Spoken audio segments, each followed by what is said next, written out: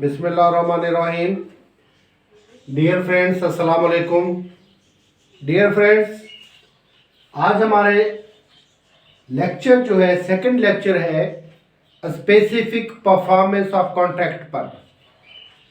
जो इससे पहले वाला लेक्चर था, फर्स्ट लेक्चर, उसमें हमने सेक्शन 12 से लेकर सेक्शन 15 तक पढ़ा था कि स्पेसिफिक परफॉर्मेंस ऑफ कॉन्ट्रैक्ट कब दाखिल होता है और कौन कौन से स्पेसिफिक परफॉर्मेंस ऑफ कॉन्ट्रैक्ट जो है वो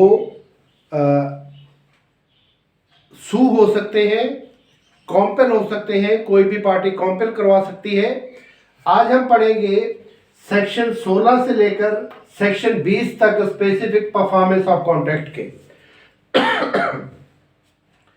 स्पेसिफिक परफॉर्मेंस ऑफ कॉन्ट्रैक्ट आपको पता है कि बहुत ही लेंथी चैप्टर है स्पेसिफिक रिलीफ एक्ट का।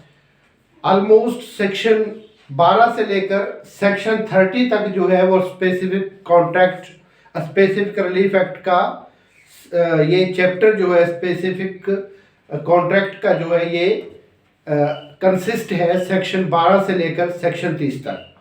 आज इसी मौजू का दूसरा लेक्चर है सेक्शन 16 से लेकर सेक्शन 20 तक। इसमें हम पढ़ेंगे कि इंडिपेंडेंट पार्ट ऑफ कॉन्ट्रैक्ट कैसे कॉम्पेल होता है और जो बार है वो क्या क्या है, कौन कौन सा बार है स्पेसिफिक परफॉर्मेंस पर, और राइट अगेंस्ट वेंडर जो है अगर इम्परफेक्ट टाइटल हो तो वो कैसे कॉम्पेल किया जा सकता है, और जो कोर्ट के डिसीशंस हैं वो कौन कौन से होते हैं, कॉम्पेंसेशन कैसे दी जा सकती है, और लिक्विडेटेड ऑफ डैमेजेस क्या होता है। आज हम इसके बारे में पढ़ेंगे। तो सबसे पहले जिसने मेरा चैनल सब्सक्राइब नहीं किया वो प्लीज़ मेरे चैनल सब्सक्राइब कर ले ताकि, और बेल आइकन को प्रेस कर दे ताकि आइंदा आने वाले लेक्चर से भी आप मुस्तफीद हो सके। तो हम शुरू करते हैं section 16। Section 16 of specific performance of contract. सबसे पहले मैं आपको पिछले लेक्चर में मैंने बताया था, दोबारा बता दूं कि स्पेसिफिक कॉन्ट्रैक्ट जो होता है वो डिस्क्रिशन ऑफ द कोर्ट होती है, बल्कि पूरा स्पेसिफिक रिलीफ एक्ट ही जो है वो डिस्क्रिशन ऑफ कोर्ट है। ये कोर्ट की डिस्क्रिशन होती है कि वो किसी को ये अलो करे या ना करे। ये पूरा स्पेसिफिक रिलीफ एक्ट जो है वो डिस्क्रिशन ऑफ द कोर्ट है। सेक्शन 16 हम पढ़ते हैं performance of independent part of contract. Performance of independent part of contract क्या होता है? सेक्शन 16 कहता है कि अगर एक ही कॉन्ट्रैक्ट में, एक ही एग्रीमेंट में दो पार्ट हों, मतलब कि ए और बी है, ए और बी है, इन दोनों के दरमियान कॉन्ट्रैक्ट हुआ। बी ने ए से एक कार खरीदी और बी ने खरीदी, परचेज की, और ए से बी ने जो है वो एक मोटरसाइकिल भी खरीदी। एक मोटरसाइकिल और एक कार बी ने ए से खरीदी। अब क्या हुआ कि डिलीवरी से पहले जो कार है वो चोरी हो जाती है।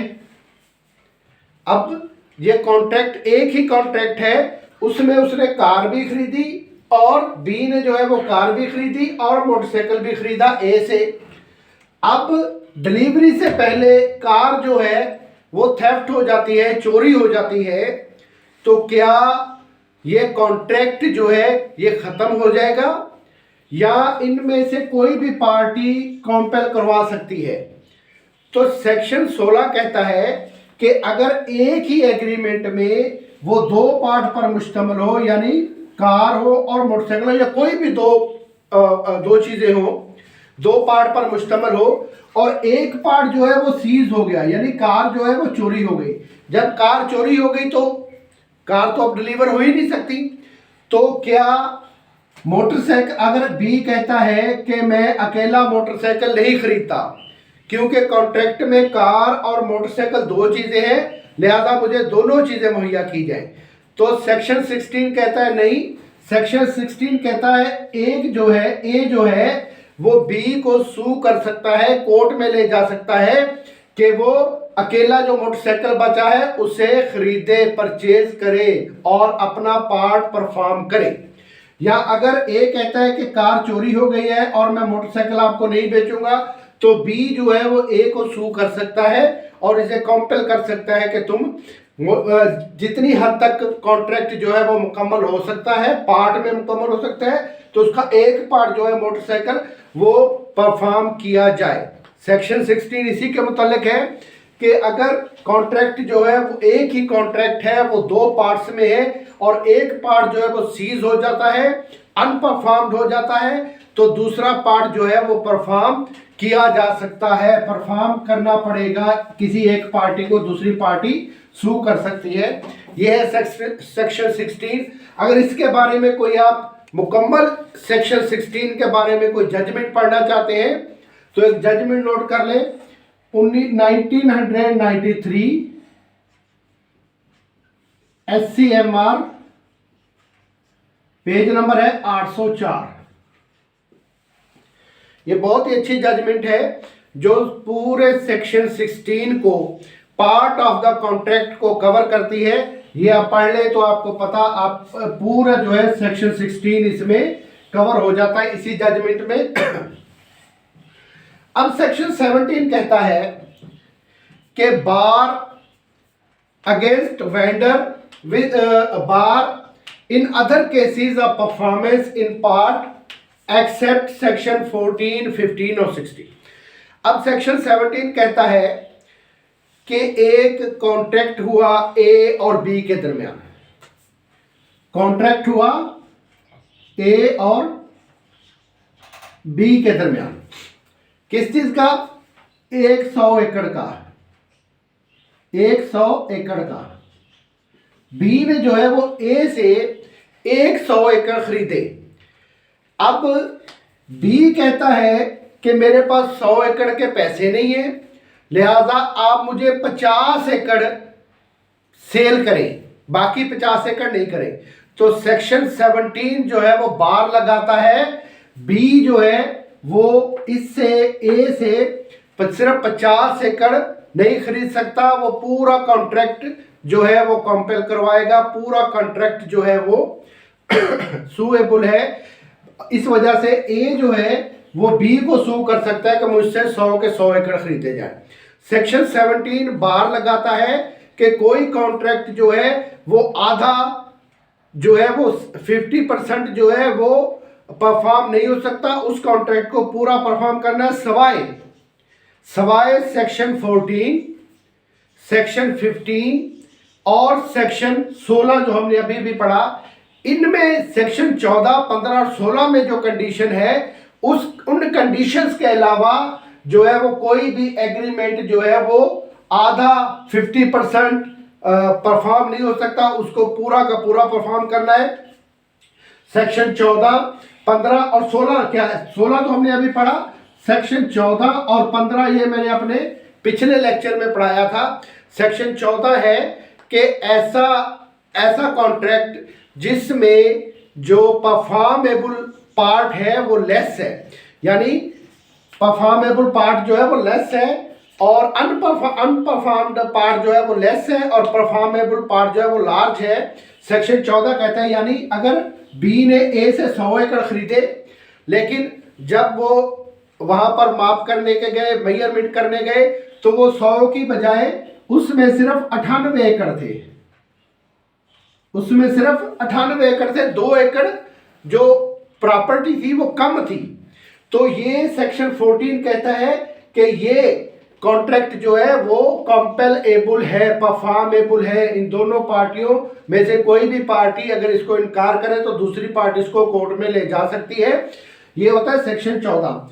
अगर दूसरी कंडीशन में सेक्शन 15 कहता है कि अगर बी ने ए से 100 एकड़ खरीदे, लेकिन जब वो मेजरमेंट करने गए या उसने जो है वो डॉक्यूमेंट्स चेक किए तो वो 100 की बजाय 50 एकड़ थे, 100 की बजाय 50 एकड़ थे, 100 पूरे नहीं थे। अब जो है अनपरफॉर्म्ड पार्ट जो है वो लार्ज है, अनपरफॉर्म्ड पार्ट जो है वो लार्ज है। तो अब बी की मर्जी है कि वो इससे ये 50 एकड़ खरीदे या ना खरीदे। ए जो है वो कॉम्पेल नहीं करवा सकता, लेकिन बी जो है वो कॉम्पेल करवा सकती है। सेक्शन 14, जब परफॉर्मेबल पार्ट जो है अनपरफॉर्मेबल पार्ट जो लेस होगा। सेक्शन 15, जब अनपरफॉर्मेबल पार्ट जो है वो लार्ज होगा। और सेक्शन 16 तो मैंने अभी अभी पढ़ाया, इंडिपेंडेंट, जब दो हिस्सों में कोई कॉन्ट्रैक्ट होगा तो वो एक हिस्सा जो है वो सीज हो जाता है, वो अनपरफॉर्म्ड रह जाता है, लेकिन दूसरा हिस्सा जो है वो परफॉर्म करना पड़ेगा। सेक्शन 17 यही कह रहा है, सेक्शन 17 जो है वो यही कह रहा है कि सेक्शन 17 के सवाए इन तीन कंडीशंस के 14, 15 और 16 सेक्शन इन तीन कंडीशंस के अलावा कोई भी कॉन्ट्रैक्ट जो है वो पार्ट में परफॉर्म नहीं होगा, उसको फुली परफॉर्म करना पड़ेगा। मिसाल के तौर पर अभी बी जो है वो ए से 100 एकड़ जमीन खरीदता है। अब ए के 100 एकड़ मौजूद है, अवेलेबल है, लेकिन बी कहता है कि नहीं मेरे पास 100 एकड़ के पैसे नहीं है, तुम 100 एकड़ के बजाय मुझे 50 एकड़ दे दो या 60 एकड़ दे दो या 90 एकड़ दे दो। तो बी जो है ये नहीं कह सकता, बी को ये कॉन्ट्रैक्ट जो है वो होली परफॉर्म करना पड़ेगा। ऐसा जो है वो कॉन्ट्रैक्ट एक्ट में सेक्शन 17 जो है वो बार करता है, बी को रोकता है कि नहीं आपने ये फुली जो है वो परफॉर्म करना है। ये है सेक्शन 17। अभी इस लेक्चर में हमारा सबसे इंपॉर्टेंट सेक्शन 18 है। सेक्शन 18 बहुत इंपॉर्टेंट सेक्शन है, थोड़ा सा आप इसको गौर से सुनिएगा और 2-3 बार सुनिएगा ताकि आपको सेक्शन 18 जो है वो समझ आ सके। सेक्शन 18 4 पार्ट्स में है। मिसाल के तौर पर मैंने एग्रीमेंट किया, मैं जो है वो ये प्रॉपर्टी खरीदने जा रहा हूं। अभी मैंने ये प्रॉपर्टी खरीदी नहीं है, ये जो घर है ये मैं खरीदने जा रहा हूं, अभी मैंने ये खरीदा नहीं है, मैं इसका मालिक नहीं हूं, मैं इसका किराएदार हूं। तो जोहेब जो है, ये मैं हो गया राशिद अली,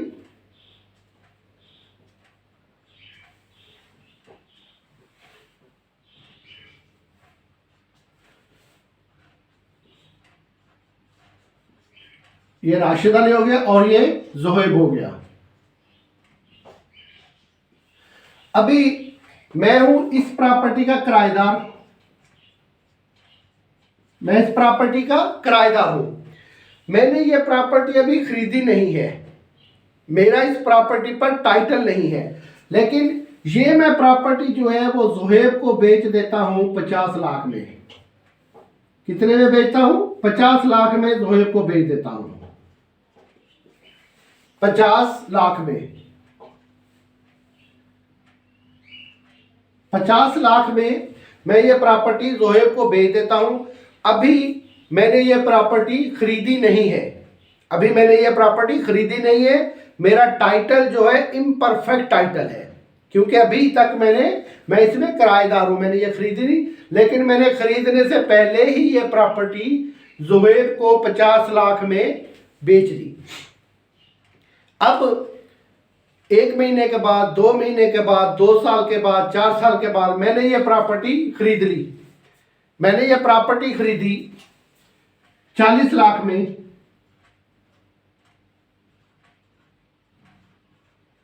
मैंने ये प्रॉपर्टी खरीदी 40 लाख में, और प्रॉपर्टी खरीदने के बाद मेरे पास जो है वो एक और कस्टमर आता है, वो कहता है कि तुम ये प्रॉपर्टी मुझे 1 करोड़ में बेच दो। कितने में बेच दो? 1 करोड़ में।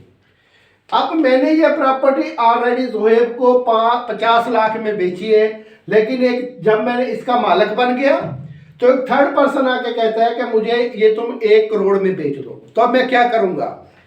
मैं जाहिर सी बात है ये 50 लाख वाले कहूंगा भाई ये ले, तूने मुझे 5 लाख दिए हुए हैं, ये 10 लाख ले ले और मैं ये तुम्हें प्रॉपर्टी नहीं बेचूंगा।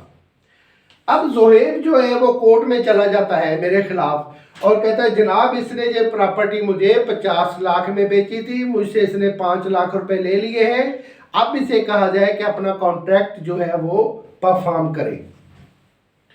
तो मैं सबसे पहले कहूंगा मेरा एग्रीमेंट जो जोहेब के साथ हुआ था वो उस वक्त हुआ था जब मेरा इम्परफेक्ट टाइटल था, मैं इसका मालिक नहीं था। मैं सबसे पहले ऑब्जेक्शन लगाऊंगा जनाब, जब मेरा जोहेब के साथ एग्रीमेंट हुआ उस वक्त तो मैं इस प्रॉपर्टी का मालिक ही नहीं था। मैं तो अब आकर 1 साल के बाद आकर मालिक बना हूं। तो जोहेब ने मुझसे एग्रीमेंट क्यों किया? लेकिन सेक्शन 18 कहता है, सेक्शन 18 मुझे ये बात करने से रोकता है। और एक और सेक्शन सेक्शन 114 ऑफ कानून शहादत, स्टोपिल कहता है कि मैंने जब एक बात कही तो अपनी उस बात से मैं मुकर नहीं सकता। तो सबसे पहले मुझ पर किसने पाबंदी लगाई? सेक्शन 114 ऑफ कानून शहादत ने, कि नहीं जनाब आप रुक जाएं, आपने ये प्रॉपर्टी जोहेब को बेची थी 50 लाख में, अब आप जो है वो अपनी बात से मुकर नहीं सकते। किसने ये कहा? ये सेक्शन 114 ने मुझ पर पाबंदी लगा दी। और सेक्शन 18 ने मुझ पर और पाबंदी लगा दी। सेक्शन 18 कहता है कि जब मैंने ये प्रॉपर्टी जोहेब को बेची, भले उस वक्त मैं इस प्रॉपर्टी का मालिक नहीं था, लेकिन बाद में मैं इस प्रॉपर्टी का मालिक बन गया हूं, तो मुझे वो कॉन्ट्रैक्ट जो है वो परफॉर्म करना पड़ेगा। सेक्शन 18 की पहली मिसाल। और एक मिसाल समझ लेते हैं, ये आपने समझ ली। और एक मिसाल देखते हैं। मैंने अकरम से जो है वो प्रॉपर्टी खरीदी। किसने? मैंने।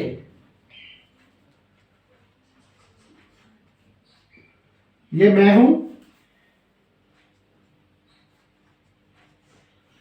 अकरम से मैंने प्रॉपर्टी खरीदी और फिर मैंने वो प्रॉपर्टी जोहेब को बेच दी। अकरम ने मुझे एग्रीमेंट करके दिया, उस एग्रीमेंट पर मैंने वो प्रॉपर्टी जोहेब को बेच दी और जोहेब से सारे पैसे ले लिए।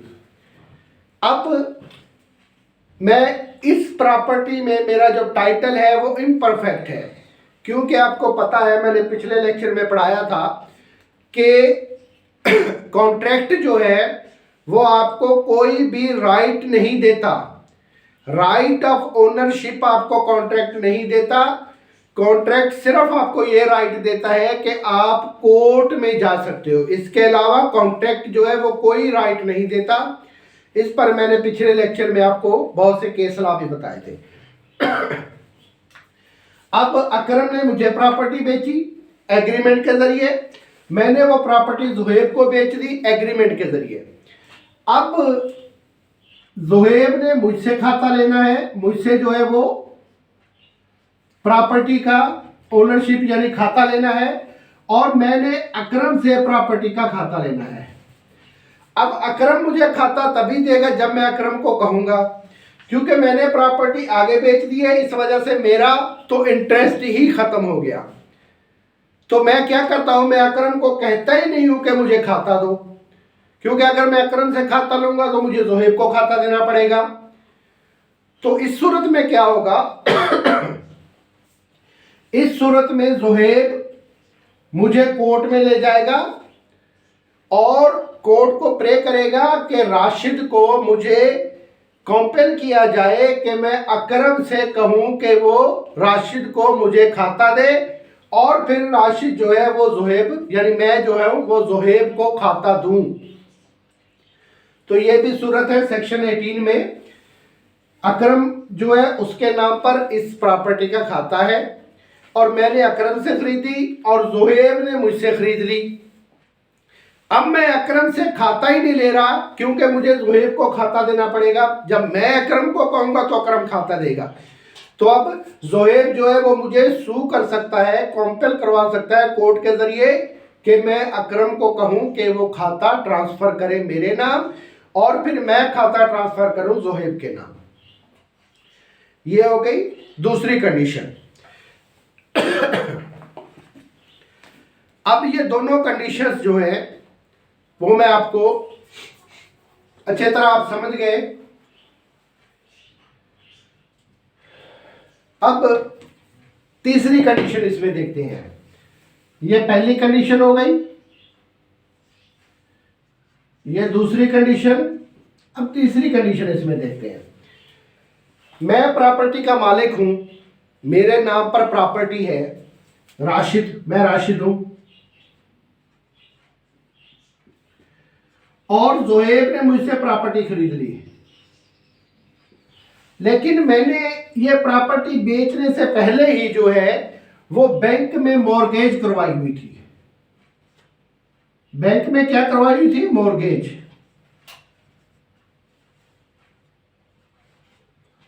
बैंक से मैंने कर्जा लिया हुआ था।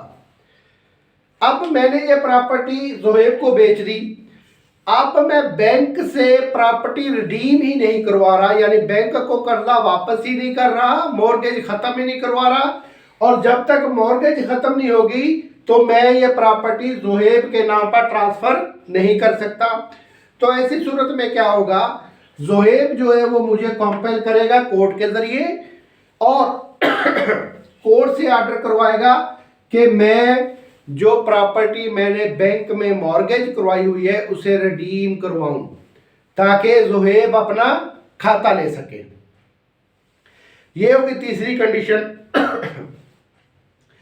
अब चौथी कंडीशन देखते हैं। चौथी कंडीशन है कि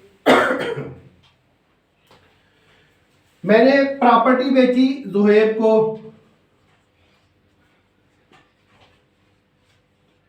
लेकिन उसमें क्या था, मेरा इम्परफेक्ट टाइटल था। जैसा ये पहला है, मैं किराएदार था, मैंने जोहेब को प्रॉपर्टी बेच दी, और किराएदार और जो मालिक था उससे मैं प्रॉपर्टी खरीद ही नहीं सका। तो मैं क्या हुआ, मैं प्रॉपर्टी का ओनर ही नहीं बना, मेरा टाइटल जो है वो हमेशा इम्परफेक्ट रहा। तो जोहेब ने मुझे 5 लाख दिए हुए थे, तो जोहेब मुझे सू करेगा कोर्ट में, और मेरा केस और जोहेब का केस जो है इस वजह से डिसमिस हो जाएगा कि मैं अभी तक टाइटल ही नहीं हूं, उस प्रॉपर्टी का ओनर ही नहीं हूं। लेकिन कोर्ट मुझे क्या कहेगी कि आपने ये प्रॉपर्टी नहीं खरीद सके, वो आप इसको परफॉर्म नहीं कर सकते हो कॉन्ट्रैक्ट को, लेकिन आप जोहेब को वो 5 लाख रुपए वापस करो। अब समझ में आया कि सेक्शन 18 क्या है। अगर किसी का इम्परफेक्ट टाइटल हो और उस इम्परफेक्ट टाइटल में जो है वो ये 4 कंडीशंस हो, पहली, दूसरी, तीसरी और चौथी पैसे वापस करने वाली, और इन चारों कंडीशंस में से मुझे कॉम्पेल किया जा सकता है। भले मेरा टाइटल इम्परफेक्ट था, अब मेरा टाइटल परफेक्ट हो गया है तो मुझे कॉम्पेल किया जा सकता है, और मेरा टाइटल इम्परफेक्ट था क्योंकि मैंने जिससे खरीदी है उससे मैं खाता ही नहीं ले रहा था, तो मुझे कॉम्पेल किया जा सकता है। मेरा टाइटल इम्परफेक्ट था क्योंकि मैंने ये मॉर्गेज प्रॉपर्टी कराई हुई थी, तो मुझे कॉम्पेल किया जा सकता है कि ये मैं प्रॉपर्टी रिडीम करवाऊं। और अगर जोहेब का केस इस बुनियाद पर डिसमिस होता है कि मेरा टाइटल इम्परफेक्ट है, तो कोर्ट ऑर्डर करेगी कि मैं जोहेब को लिए हुए पैसे वापस करूं।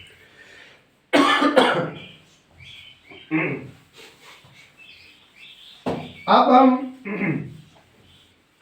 सेक्शन 19 पढ़ते हैं।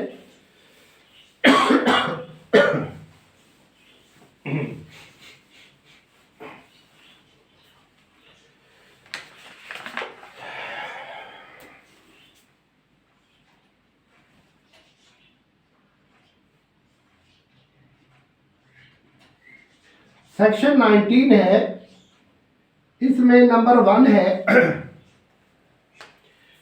अगर कोर्ट जो कोर्ट में स्पेसिफिक परफॉर्मेंस ऑफ कॉन्ट्रैक्ट का केस दाखिल होता है,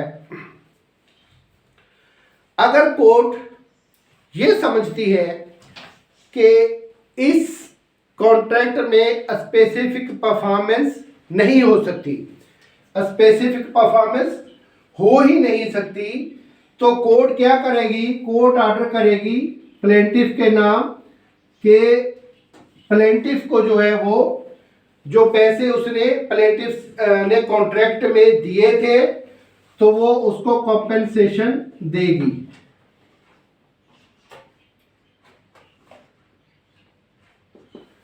जैसे मैंने अभी सेक्शन 18 में आपको चौथी मिसाल पढ़ाई थी कि मेरा टाइटल इम्परफेक्ट था, तो कोर्ट ने ऑर्डर किया कि जितने पैसे मैंने परचेजर से लिए हैं वो उसको रिटर्न करो।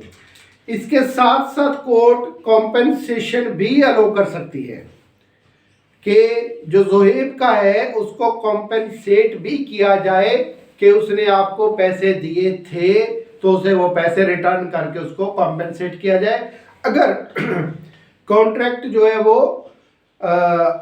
नॉट परफॉर्मेबल है। नंबर 2 पे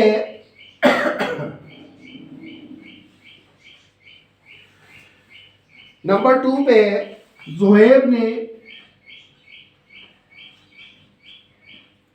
ने मुझसे प्रॉपर्टी खरीदी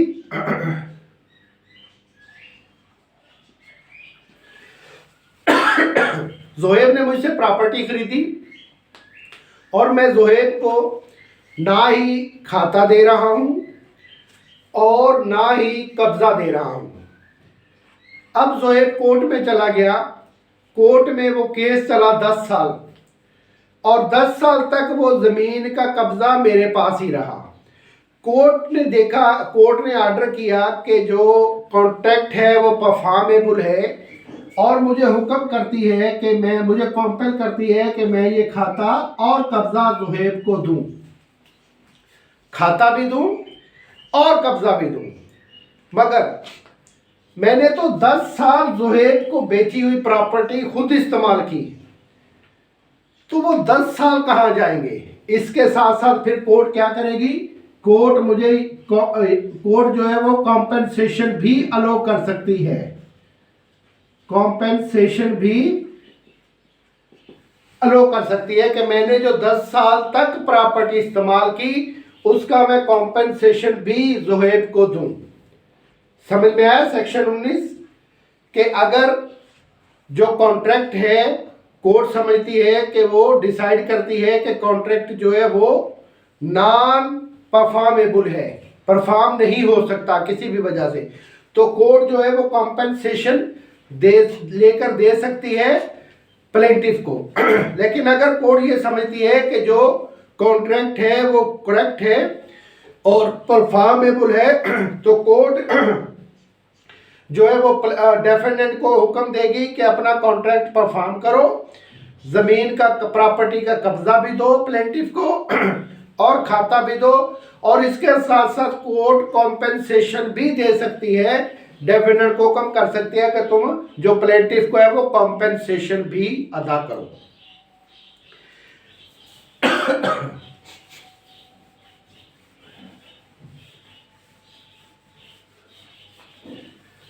अब सेक्शन 20 पढ़ते हैं। सेक्शन 20 है लिक्विडेटेड डैमेजेस के बारे में। लिक्विडेटेड डैमेजेस सेक्शन 20 पढ़ लेते हैं।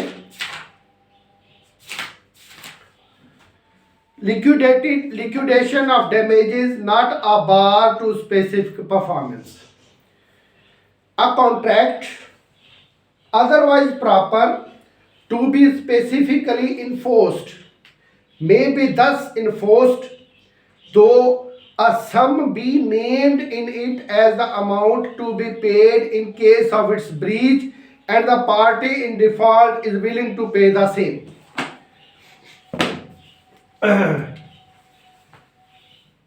मेरा और जोहेब का, राशिद